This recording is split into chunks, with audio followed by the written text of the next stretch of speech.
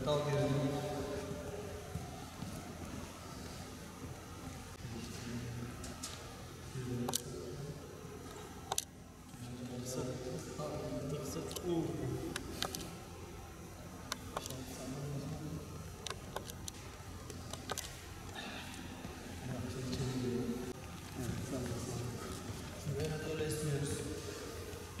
adımlarla doğru.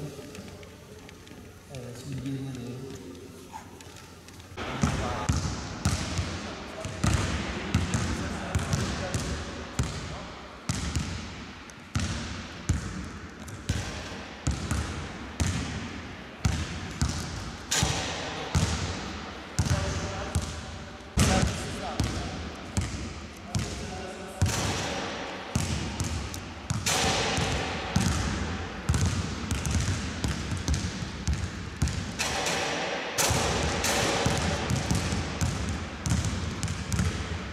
Futbol antrenörüyüm. Gençlik Spor'da futbol antrenörüyüm.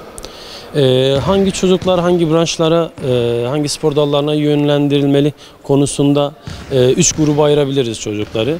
Bu gruplar 5-8 yaş, 8-12 yaş ve 12 yaş üstü olmak üzere 3 gruba ayırabiliriz.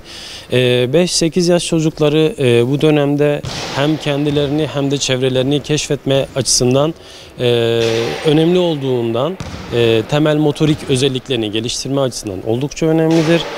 Bu dönemde çocukları tek bir branşa değil birçok branşa, örneğin atletizm, jimnastik, yüzme gibi branşlara temel motorik özelliklerini geliştirmek açısından birçok branşa yönlendirmemiz gerekiyor. Bir diğer grup ise 8-12 yaş. Bu dönemde de çocukların sosyalleşmesi oldukça önemli. Çocukların ilgi duyduğu, sevdiği branşa futboldan da yönlendirmemiz gerekiyor. Bu dönemde de çocukların sevdiği, ilgi duyduğu branşlara yönlendirmemiz gerekiyor. Daha çok takım sporlarına yönlendirmemiz gerekiyor. Bunlar da futbol, basketbol, voleybol gibi branşlardır. Bir diğer grup, üçüncü grup ise 12 yaş üstü çocuklar. Burada da çocuklar yeteneklerinin olduğu alanlarda devam etmeliler. Batman Gençlik Spor İl Müdürlüğü'nde futbol antrenörüyüm. Şimdi amatör spor ve profesyonel spor üzerine bir açıklama yapacağım inşallah. Şimdi amatör spor dediğimiz gönüllülük esası kurulu, kişinin tamamıyla bir beklenti içine girmeden hobi olarak yapmış olduğu spor.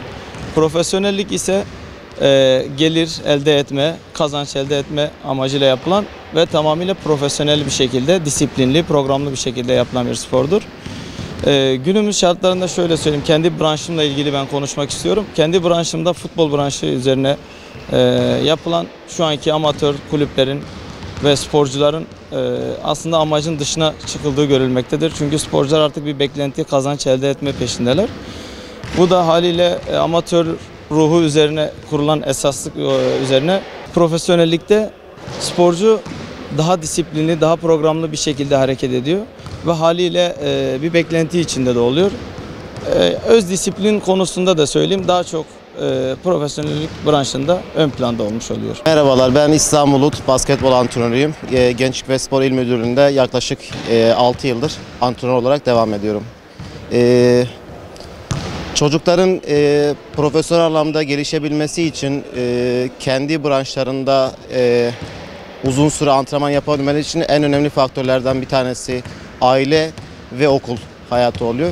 Genelde çocuklarımızın birçoğu kendi branşlarında tam yetenekli olacakken, tam profesyonel adım atacakken kendi aileleri tarafından destek görülmemesi çocukların çok ani bir sürede kendi branşlarından soğumasına, hatta daha doğrusu komple spordan soğumasına neden oluyor.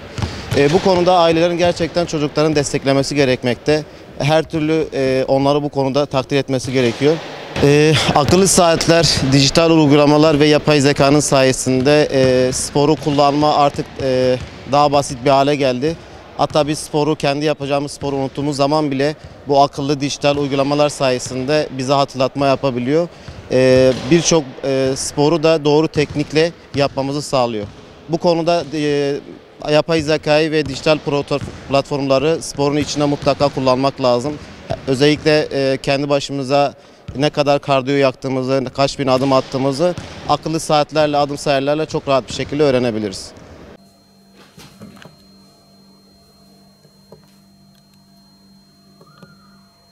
nefes.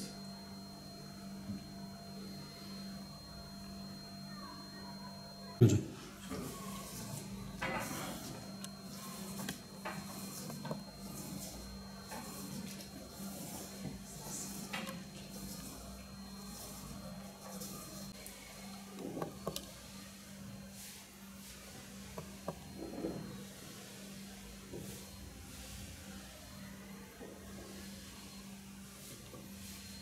İsmim Yusuf Pınar, Batman Gençlik Spor İl Müdürlüğü'nde uzman fizyoterapist olarak görev yapmaktayım. Düzenli fiziksel aktivitenin bireydeki etkilerinden söz edecek olursak, düzenli yapılan fiziksel aktivite, egzersiz, kişilerde kalp kaslarını güçlendirerek kalp hastalıklarına karşı riskleri azaltmaktadır. Tansiyonu dengelemektedir, kan dolaşımını düzenlemektedir.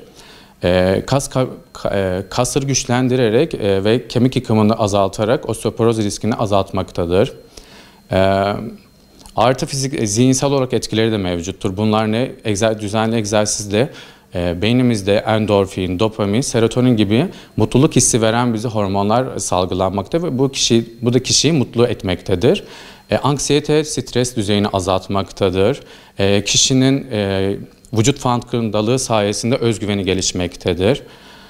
Sonrasında fiziksel etkilerine tekrar bahsedecek olursak metabolizma hızlandırmakta, yağ yakımını artırmakta ve bu şekilde kilo kontrolünü sağlamaktadır. Şimdi Dünya Sağlık Örgütü'nün yayınlamış olduğu raporlarda bizim günlük 30 ve 60 dakika arasında aerobik egzersizler yapmamız gerekiyor. Bu kişinin yaşına, cinsiyetine ve fonksiyonel ve amaçlarına göre değişmektedir ama minimum olarak 30-60 dakika arasında bir aerobik egzersiz, bir direnç, haftada mutlaka minimum 2 direnç egzersizi 20-40 dakika arasında egzersizler geçmektedir.